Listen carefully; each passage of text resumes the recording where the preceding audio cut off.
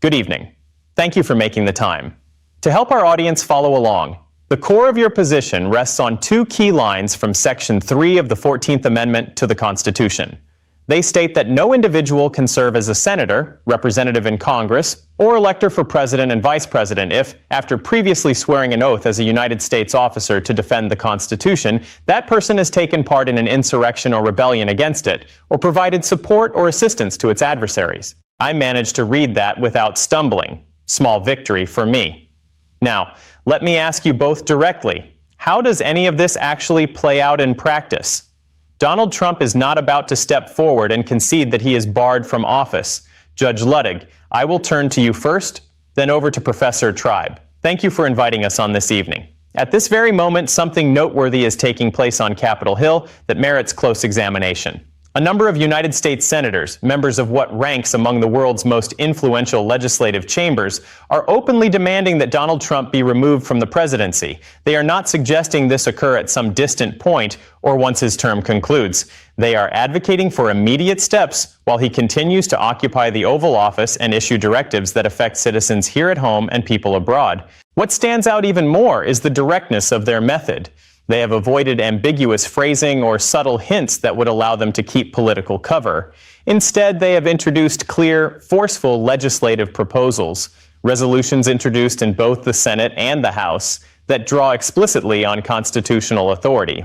These measures invoke the insurrection provision found in the 14th Amendment. In plain terms, they assert that Donald Trump must be barred from ever again holding federal office. Separately, a censure resolution denounces him for actions that erode the rule of law. It is difficult to overstate how remarkable this development is as it happens before our eyes. Elected representatives are taking unusually firm positions.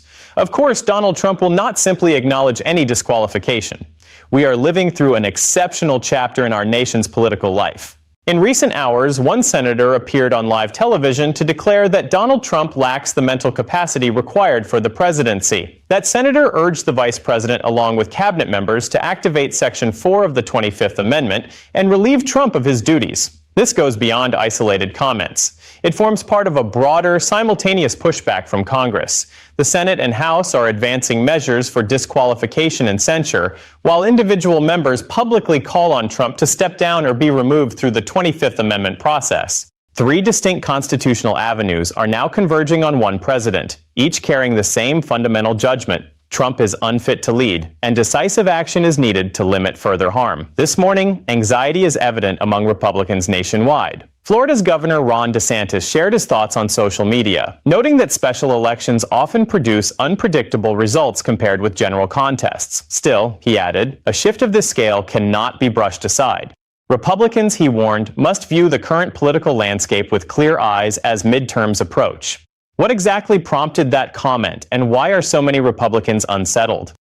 Our chief data correspondent is joining us now, and the focus centers on a recent special election for a Texas state Senate district near Fort Worth. Precisely, we are talking about Texas Senate District 9. The outcome there was not merely a modest move leftward, it was a dramatic surge in that direction. Astonishing, really. This district, which Donald Trump carried by 17 points in the past, has now shifted decisively the other way. The change is striking and rapid. There is real unease spreading among Republicans in various states. Governor DeSantis highlighted on his post that while special elections can behave oddly, the size and direction of recent swings demand attention.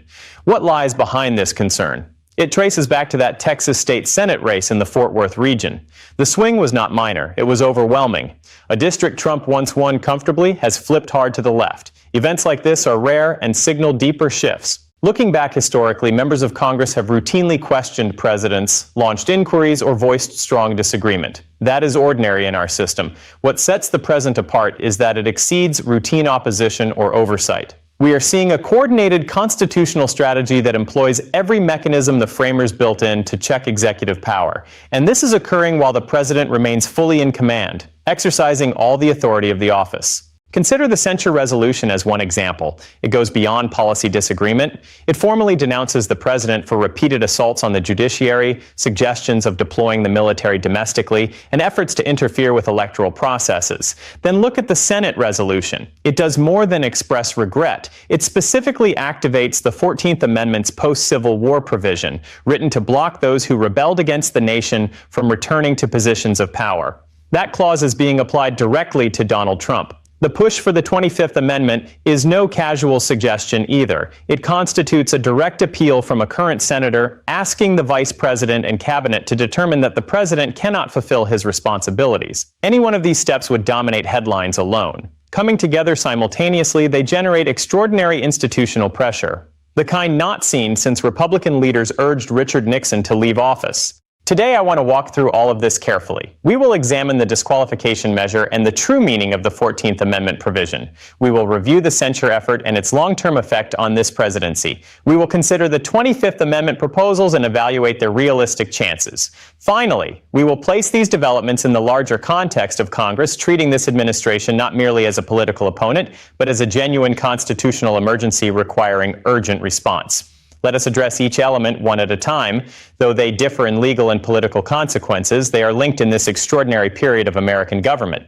The common thread running through these initiatives is unmistakable. Many in Congress believe the president's conduct in office has crossed critical boundaries. This is not ordinary partisan friction. It reflects a view that the threat is grave enough that waiting for the next election cycle is insufficient.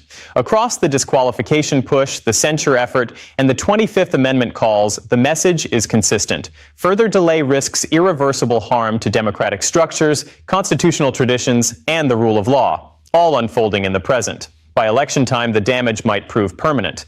The situation feels almost like a national political crisis in progress. Regardless of whether one shares that assessment, it matters that senators and representatives have reached this view and attached their names to official resolutions. Those documents warrant careful attention from every citizen.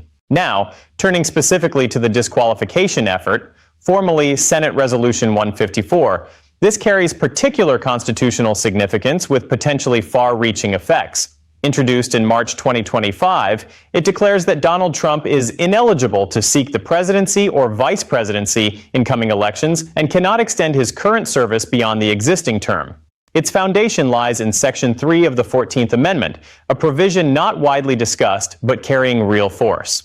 Born in the aftermath of the Civil War, it aimed to prevent former Confederate leaders who had sworn to protect the Constitution but then opposed it from reclaiming authority.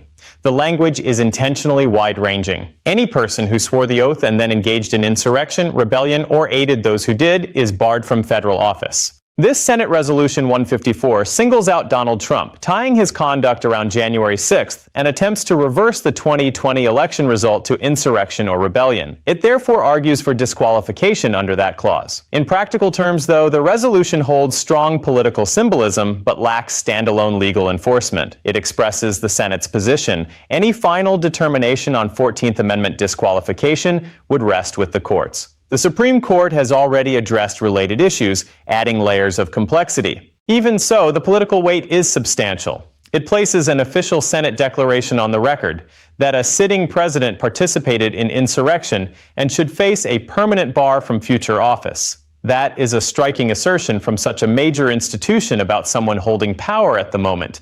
It also builds a documented foundation that will inform future debates and define the historical understanding of this presidency long after it ends. Shifting focus slightly, the censure resolution appears more achievable and remains meaningful even without forcing removal. House Resolution 165, introduced in February 2026 and supported by Senate colleagues, formally reprimands Trump for conduct that weakens the rule of law, democratic foundations, and public confidence. What makes this measure precise is its detail. It lists concrete behaviors, disparaging remarks toward federal judges, suggestions of military use inside the country, and moves to interfere with elections via executive action. These points rest on verifiable evidence, court rulings, congressional hearings, and public statements.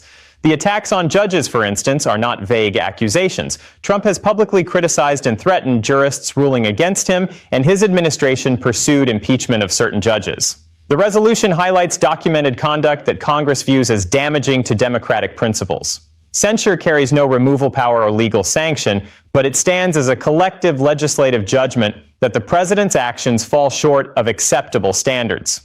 In history, such measures have often preceded stronger steps, establishing a record that supports later accountability efforts like impeachment. The text itself notes that this is not necessarily the final word. It serves as an official marker of continued issues, leaving room for escalation if circumstances warrant.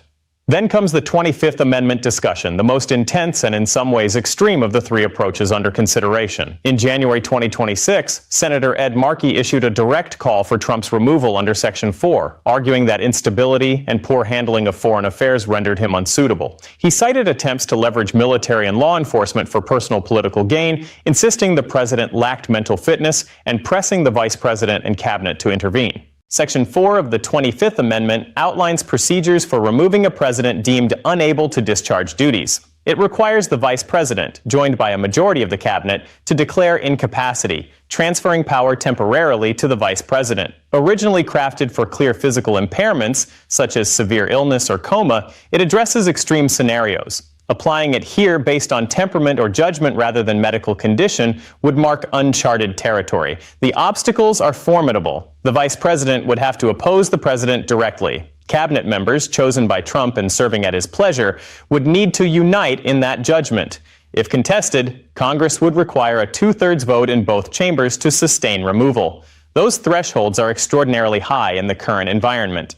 Senator Markey and others advancing this idea appear realistic about the challenges. Their immediate aim may not be to trigger the full process, but to place on record a Senate view that the president lacks mental suitability and that all constitutional remedies deserve exploration. This fits within a wider institutional effort that includes disqualification measures, censure actions, and ongoing House impeachment discussions. The underlying view is that this administration has violated fundamental constitutional boundaries, necessitating a unified legislative response. Stepping back to survey the full picture in Congress, the disqualification proposals, censure efforts, 25th Amendment advocacy, and impeachment activity, a distinct pattern takes shape. Both chambers are producing a set of formal records that deliver one consistent message. This president represents a serious risk. He is unfit. He has violated his oath. His conduct endangers the constitutional framework. He should face removal, censure, disqualification, or perhaps a combination. Yet the practical reality remains. Do supporters of these steps possess the votes for actual removal at present?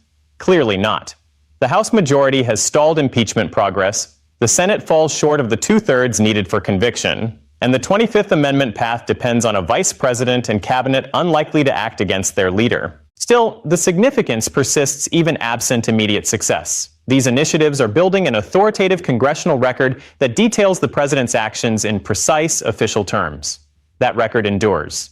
Historians, legal experts, and future lawmakers will consult it for decades. It ensures that the perceived threats cannot later be dismissed as unnoticed or unaddressed.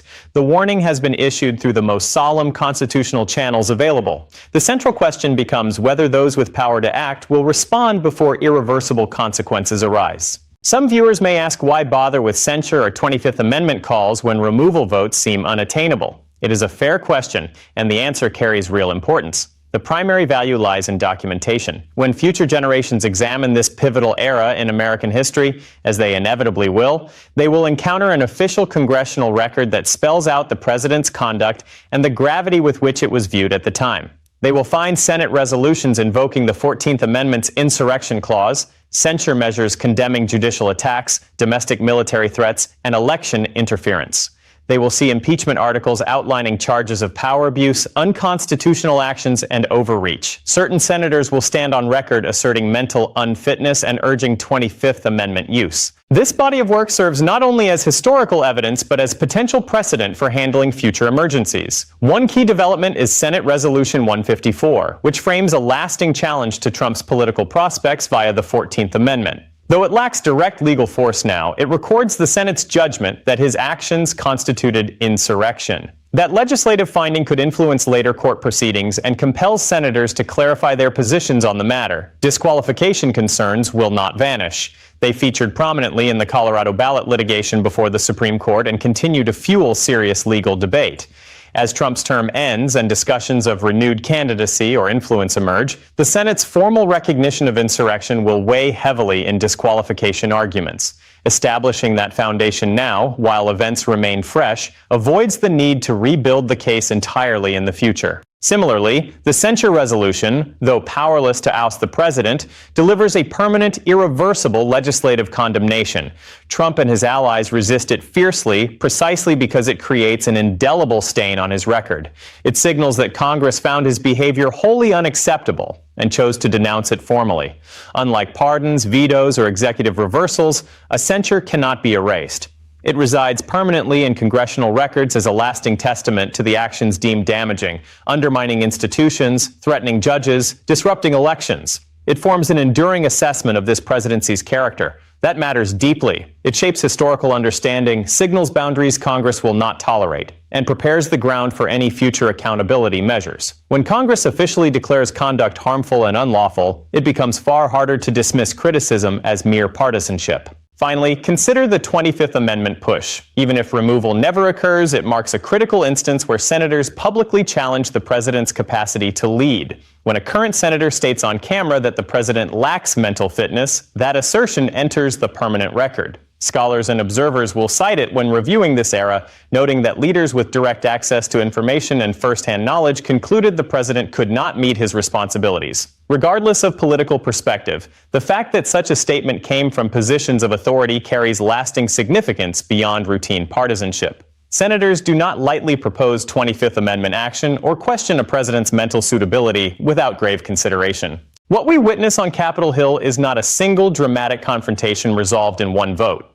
It is the methodical assembly of an extensive institutional record through censure resolutions, disqualification initiatives, impeachment articles, 25th Amendment demands, and formal congressional findings. This stands as the most comprehensive legislative case ever constructed against a sitting president, compiled in real time during the presidency itself. The hard truth is that current votes likely fall short of removal. Yet the work being done will outlast the administration. Future courts may turn to it on disqualification questions. Historians will rely on it to describe this chapter. Those building the record are committed to making it thorough and persuasive because capturing events and responsibility as they occur is essential. Failing to document this moment properly would represent a far greater loss than any short-term inability to force removal. The archive being created will retain its own authority long after the individuals involved have left the stage. That covers the key elements today. If this explanation helped clarify the unfolding situation, please consider liking the video and subscribing. I will continue tracking every new resolution, statement, and shift as events progress. Stay tuned. More is certain to develop. Thank you for watching.